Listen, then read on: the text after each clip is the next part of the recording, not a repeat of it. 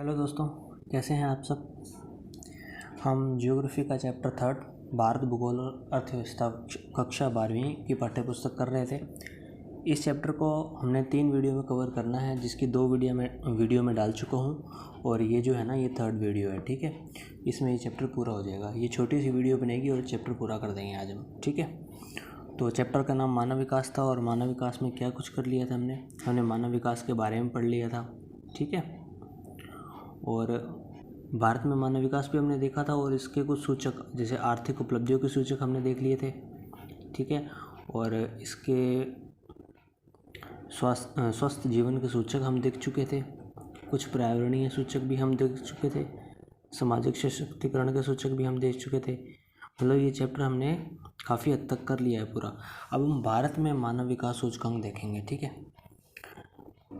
बस 2 पेज रह गए हैं और ये चैप्टर आज पूरा कर देंगे। ठीक है, तो चलो शुरू करें। भारत में मानव विकास सूचकांक। ठीक है, देखो इसमें क्या कहता है कि उपयुक्त महत्वपूर्ण सूचकों को पृष्ठभूमि में योजना आयोग ने राज्यों और केंद्र शासित प्रदेशों को विश्लेषण की इकाई मानते हुए विकास सूचकांक परिकलन किया। हमने देखा था कि यूएनडीपी जो है वो मानव विकास सूचकांक निकालती है।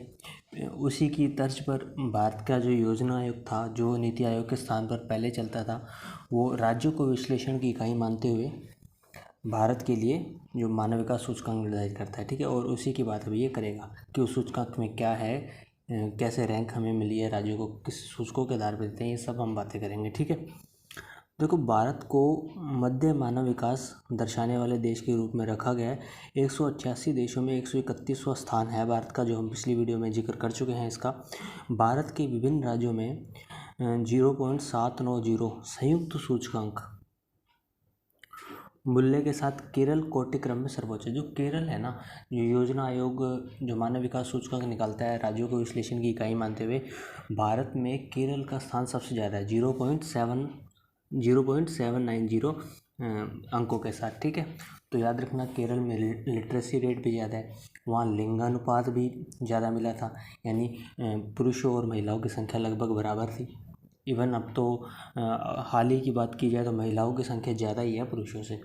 तो केरल में लिटरेसी रेट भी ज़्यादा है और मानव विकास सूचकांक पे भी पूरे भारत में प्रथम नंबर पर आता है। ठीक है, इसके बाद दिल्ली, फिर हिमाचल प्रदेश, फिर गोवा और फिर पंजाब आते हैं। ठीक है, अपेक्षा के अनुरूप बिहार, उड़ीसा, छत्तीसगढ़ जैसे राज्य देश के 23 प्रमुख राज्यों में सबसे नीचे है।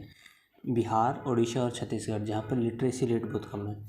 यहाँ पर ये पिछड़े हुए राज्य हैं, ये जनजातीय इलाके हैं और यही कारण है कि ये मानव विकास सूचकांक में भी पिछड़े हुए हैं। ठीक है, ऐसी हालातों के लिए अनेक सामाजिक, राजनीतिक, आर्थिक और ऐतिहासिक कारण उत्तरदायी हैं।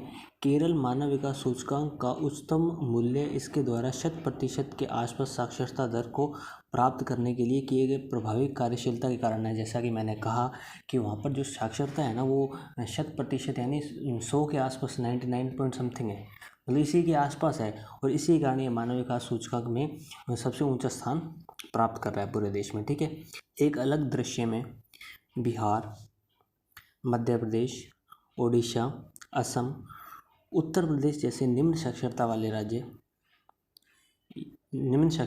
राज्य हैं। उच्चतर कुल साक्षरता दर्शाने वाले राज्यों में पुरुष और स्त्री साक्षरता के बीच अंतर कम पाया।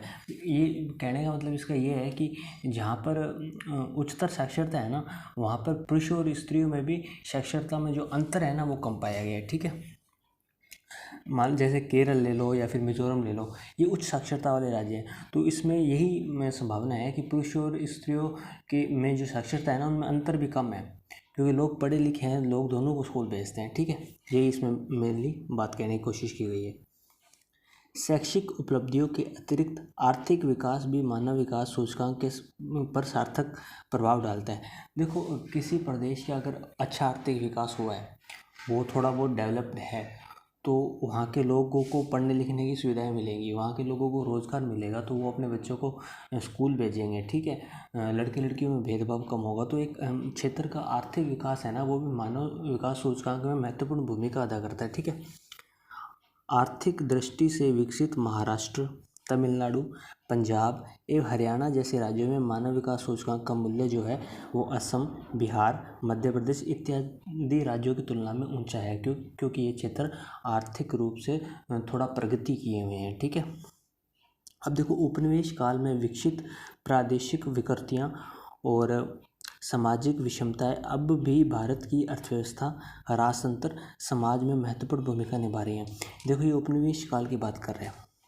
उपनिवेश काल में जो विकसित प्रादेशिक विकृतियाँ थी या फिर सामाजिक विषमताएं थी, वो आज भी जो भारत की अर्थव्यवस्था है, राजतंत्र है या समाज में महत्वपूर्ण भूमिका अदा करती हैं। जो उस टाइम विकसित राज्य थे वो आज भी देखो विकसित है। उस टाइम बॉम्बे, चेन्नई, कोलकाता का अच्छा विकास हो गया था, आज भी देखो विकसित है। जो राज्य उस समय पिछड़े हुए थे आज भी मतलब पिछड़े हुए, तो इसमें कुछ खासा अंतर आया नहीं है। ठीक है, यही बात इसमें की गई है। सामाजिक वितरण न्याय ने अपने मुख्य ध्येय के साथ भारत सरकार ने नियोजित विकास के माध्यम से संतुलित विकास के संस्थितीकरण के लिए सम्मिलित प्रयास किए हैं। इसने अधिकांश क्षेत्रों में महत्वपूर्ण उपलब्धियां प्राप्त की हैं और वांछित स्तर से अभी बहुत नीचे है।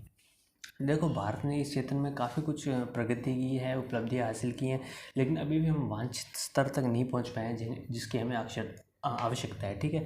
हाँ, उपनिवेश काल से तो अब तक काफ़ी प्रगति हो चुकी है, लेकिन एक वांछित स्तर हमें अभी भी वहाँ तक पहुँचना आवश्यक है। ठीक है, जहाँ तक अभी भी नहीं पहुँचे हैं, तो इसलिए भारत मध्यम मानव विकास सूचकांक का स्थान रखता है पूरे विश्व में। हमें उच्च मानव विकास सूचकांक का स्थान हासिल करने की ओर अग्रसर होना ही है। ठीक है, तो चलो आगे करते हैं। जनसंख्या, पर्यावरण और विकास। ठीक है, इसके बारे में थोड़ा बहुत देख लेते हैं अपने। देखो, विकास जो है ना वो सामान्य रूप से और मानव विकास विशेष रूप से सामाजिक विज्ञानों में प्रयुक्त होने वाली एक जटिल संकल्पना है। ये जटिल है क्योंकि युगों से ही सोचा जा रहा है कि विकास एक मूलभूत संकल्पना है और यदि एक बार इसे प्राप्त कर लिया गया तो ये समाज की सभी सामाजिक, सांस्कृतिक और पर्यावरणीय समस्याओं का निदान कर देगी। यद्यपि विकास ने मानव जीवन की गुणवत्ता में अनेक प्रकार से महत्वपूर्ण सुधार किया है, किंतु प्रादेशिक विषमताएं, सामाजिक असमानताएं, भेदभाव, वंचना, लोगों का विस्थापन, मानवाधिकारों पर आघात, मानवीय मूल्यों का विनाश तथा पर्यावरणीय निम्नीकरण भी बढ़ा है। ठीक है। देखो, इसमें विकास और मानव विकास की बात करता है।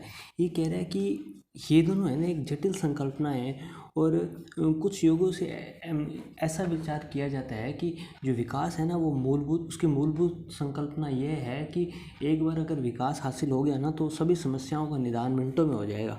जैसे ये कह रहा है कि सामाजिक, सांस्कृतिक, पर्यावरणीय समस्याओं का निदान हो जाएगा। यदि मानव विकास मिल गया तो जीवन की गुणवत्ता बढ़ेगी। ठीक है, प्रादेशिक विषमताएं, सामाजिक असमानता है, ये सब खत्म हो जाएंगे। लेकिन ऐसा होता नहीं है। विकास निरंतर चलती हुई गतिशील प्रक्रिया है।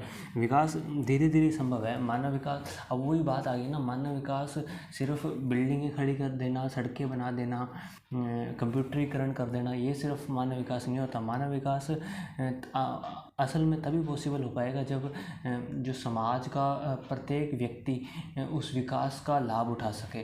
प्रत्येक व्यक्ति अपने आप को औरों से तुलना करे तो समान स्तर पर पाए, ऊंच नीच ना हो समाज में, सामाजिक भेदभाव ना हो, लिंग भेदभाव ना हो।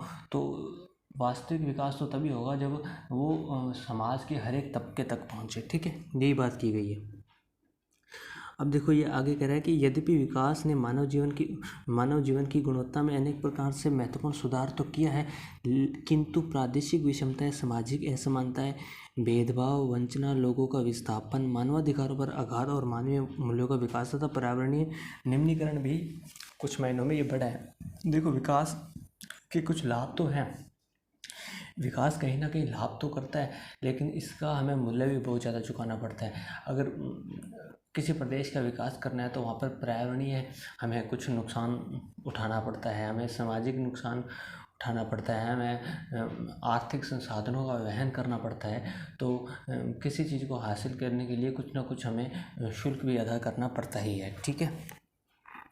अब देखो, संबंध मुद्दों की गंभीरता और संवेदनशीलता को भांपते हुए संयुक्त राज्य विकास कार्यक्रम ने 1993 की मानव विकास रिपोर्ट में विकास की अवधारणा में अभिभूत कुछ स्पष्ट पक्षपातों और पूर्वाग्रहों को संशोधित करने का प्रयत्न किया है। लोगों की प्रतिभागिता और उनकी सुरक्षा 1993 की मानव विकास रिपोर्ट के प्रमुख मुद्दे थे। इसमें मानव विकास की न्यूनतम दशाओं के रूप में उत्तरोत्तर लोकतंत्रीकरण और लोगों के बढ़ते सशक्तिकरण पर बल दिया गया था। रिपोर्ट ने शांति और मानव विकास लाने में नागरिक समाजों को बहुत बड़ी सकारात्मक भूमिका को निभाने को स्वीकार किया था। नागरिक समाजों की विकसित देशों द्वारा प्रतिरक्षा खर्चों में कटौती, सशस्त्र बलों के प्रयोजन, प्रतिरक्षा से आधारभूत वस्तुओं और सेवाओं के उत्पादन की ओर संक्रमण, विशेष रूप से निशस्त्रीकरण और नाभिकीय युद्ध अस्त्रों की संख्या घटाने के लिए जनमत तैयार करने की दिशा में कार्य करना चाहिए। और एक नाभिकीय व्रत विश्व में शांति और कल्याण के दो प्रमुख वैश्विक चिंताएं हैं। देखो, ये कह रहा है कि 1993 में जो संयुक्त राष्ट्र विकास कार्यक्रम था ना, यानी UNDP united nation development programme था ना, इसने कुछ रिपोर्ट प्रकाशित की और इसने क्या कि जो मानव विकास है या जो विकास है ना, उसमें कुछ जो पूर्वाग्रह थे, कुछ पक्षपात थे, उसको संशोधित करने का प्रयास किया था। ठीक है, जो UNDP है ना, उसने 1993 की मानव विकास रिपोर्ट के प्रमुख मुद्दे डिसाइड किए थे। और वो मुद्दे देखो क्या थे कि मानव विकास की न्यूनतम दशाओं के रूप में उत्तरोत्तर लोकतंत्रीकरण और लोगों के बढ़ते सशक्तिकरण पर बल दिया गया था। कि मानव विकास मतलब एक ढंग से होना चाहिए, इसमें लोकतांत्रिक तत्व भी मौजूद होने चाहिए और सशक्तिकरण पर भी बल देना चाहिए। किसी मतलब एक तबके का विकास करने से कुछ नहीं होगा, हमें विकास के पूर्वाग्रह को बदलना होगा कि विकास एक संकीर्ण अवधारणा नहीं रहना चाहिए, एक पश्चिमी अवधारणा पर विकास नहीं करना। हमें विकास करना है तो सब तबकों को साथ में लेकर ही करना है। ठीक है, यही बात इसमें कही गई है। रिपोर्ट ने शांति और मानव विकास लाने में नागरिक समाजों की बहुत बड़ी सकारात्मक भूमिका को स्वीकार किया। देखो UNDP ने कहा था कि जो विकास को केंद्र में रख के विकास नहीं किया जाना चाहिए, हमें नागरिकों को केंद्र में रख के विकास करना होगा। जब हर एक नागरिक विकास का लाभ उठा पाएगा ना, तो वो ही विकास जो है ना, वो असल मायने में विकास कहलाएगा। ठीक है, अब देखो, नागरिक समाजों को विकसित देशों द्वारा प्रतिरक्षा खर्चों में कटौती, सशस्त्र बलों के अप्रयोजन, प्रतिरक्षा के आधारभूत वस्तुओं और सेवाओं के उत्पादन। देखो, इसमें ये क्या कहता है कि विकास जो है ना, जैसे आजकल रिपोर्ट पब्लिश हो रही हैं, काफ़ी ज़्यादा हो रही हैं कि जो नाभिकीय परीक्षण होते हैं देशों के, तो इसको भी ये सही नहीं माना गया। कहा गया कि जो देश नाभिकीय परीक्षण करते हैं वो ना करें, उसकी जगह वो पर्यावरणीय मुद्दों पे पैसा खर्च करें या फिर देश के विकास पे पैसा खर्च करें। जो ये आजकल शस्त्र का कल्चर बढ़ रहा है, यानी देश मिसाइलें वगैरह बनाते हैं, तो इसमें भी कहा गया कि भैया यहाँ पर आप हथियारों पे पैसा खर्च ना करें, बल्कि इससे मानव विकास पे पैसा करें। तो ऐसी रिपोर्ट्स पब्लिश होती रहती हैं। करने वाले देश आपको पता ही है, अमेरिका वगैरह ये करते रहते हैं। लेकिन हमें तो अपने देश का ये भी सोचना है कि हमें हर एक सेक्टर में विकास चाहिए। हमें हमारे डिफेंस में भी विकास चाहिए, हमें हमारे पर्यावरण में भी विकास चाहिए, हमें आर्थिक रूप से भी ग्रो करना है, हमें सामाजिक रूप से विकास करना है। ठीक है, तो यही कुछ बातें इसमें की गई हैं। ठीक है, देखो आगे क्या कहता है कि इस उपागम के दूसरे छोर पर नवमार्थसवादियों, पर्यावरणवादियों और अमूलवादी पारिस्थितिकविदों द्वारा व्यक्त विचार हैं।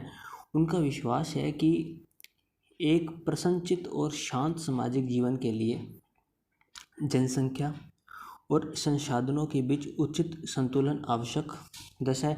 देखो, ये कहता है कि एक प्रसन्नचित्त और शांत सामाजिक जीवन के लिए जनसंख्या और संसाधनों के बीच एक उचित संतुलन होना चाहिए। यानी किसी प्रदेश की जनसंख्या है ना, अगर वो हद से अधिक हो जाएगी तो उनके संसाधनों पर दबाव पड़ेगा।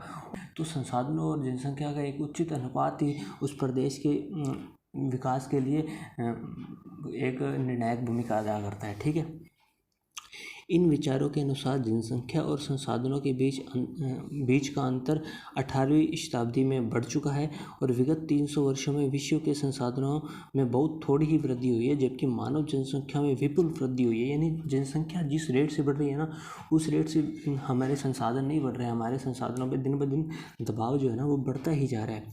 विकास ने केवल विश्व के सीमित संसाधनों के बहुविध प्रयोगों को बढ़ाने में योगदान दिया है।